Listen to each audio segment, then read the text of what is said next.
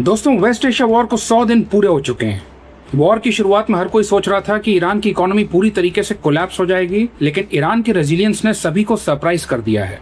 Iran को economic shock जरूर लगा है, लेकिन ईरान ने टोटल इकोनॉमिक कोलैप्स को प्रिवेंट कर लिया है। और वो कैसे? पहली बात तो यह है कि ईरान के पास तजुर्बा है।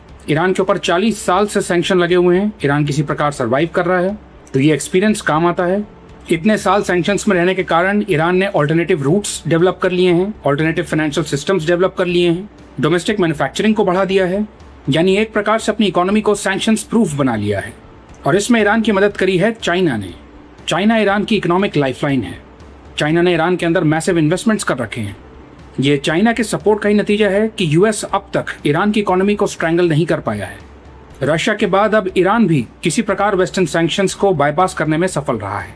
ईरान ने इस युद्ध की दशकों से तैयारी कर रखी थी। ड्रोन्स और मिसाइल्स की मैसिव इन्वेंट्री बना रखी थी। ईरान ने अंडरग्राउंड सिटीज बना रखी थी। इसी तैयारी के कारण ईरान ने अमेरिका और इजराइल के स्ट्राइक्स का जबरदस्त रिटेलिएशन दिया। वॉर टाइम नेशनलिज्म के कारण टेम्पररी यूनिटी देखने को मिली।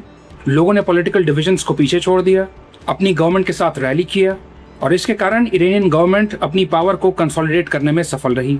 बाकी किसी भी गवर्नमेंट की तरह ईरान की गवर्नमेंट ने भी वॉर टाइम में सर्वाइवल स्पेंडिंग को प्रायोरिटी दी।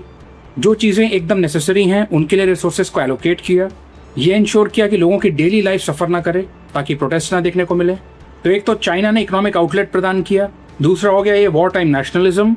इसके कारण ईरानियन गवर्नमेंट को एक ब्रीदिंग स्पेस मिल गई, और इसी के कारण वो इकोनॉमिक क्राइसिस को अब तक हैंडल कर पा रही है। अमेरिका और इजराइल जो एक्सपेक्ट कर रहे थे कि ईरान के ऑयल एक्सपोर्ट्स जीरो हो जाएंगे, रेवेन्यू ड्राई अप हो जाएगा, वैसा कुछ नहीं हुआ। ऑल्टरनेटिव रूट से ईरान ऑयल बेच पा रहा है। गवर्नमेंट इंस्टीट्यूशंस इंटैक्ट हैं, सिक्योरिटी फोर्सेस अभी भी मजबूत हैं, पॉलिटिकल सिस्टम अब तक फंक्शन कर रहा है। यही कारण है कि 100 दिन वॉर चलने के बाद भी, इंफ्रास्ट्रक्चर को हैवी डैमेज होने के बाद भी, मेजर इकोनॉमिक शॉक झेलने के बाद भी किसी तरीके से ईरान ने अपने टोटल इकोनॉमिक कोलैप्स को अब तक प्रिवेंट कर रखा है।